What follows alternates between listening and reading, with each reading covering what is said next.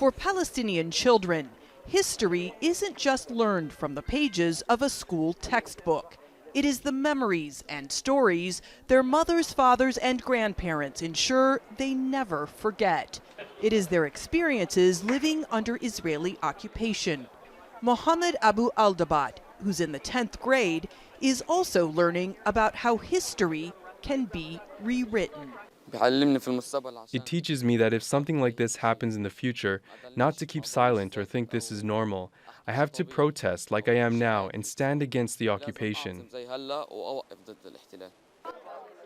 In July, the Israeli Education Ministry revoked the permanent licenses of 6 Palestinian schools in occupied East Jerusalem.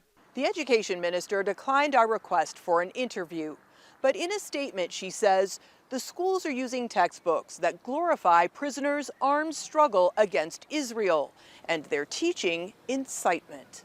The schools have 1 year to remove the books or they'll be closed.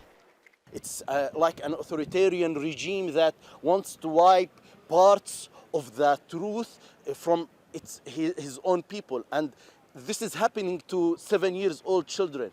This is ridiculous, and we will not allow that. Since a 1975 order, the Palestinian Authority has overseen the education of its people.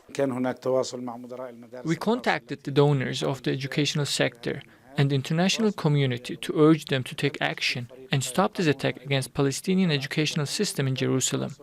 One of the attorneys representing the schools says this is politically motivated censorship that breaches the 1995 Oslo Accords and international laws on occupation. The basic and most common rule in international law regarding occupied territories, whereas the occupant could never rule an occupied territory with sovereignty. Since one of the main and most inherent instruments of sovereignty is dictation of education.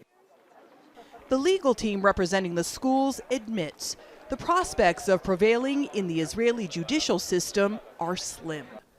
These Palestinians say at stake is the erasure of their heritage and identity. Natasha, Ghoneim, Jazeera, occupied East Jerusalem.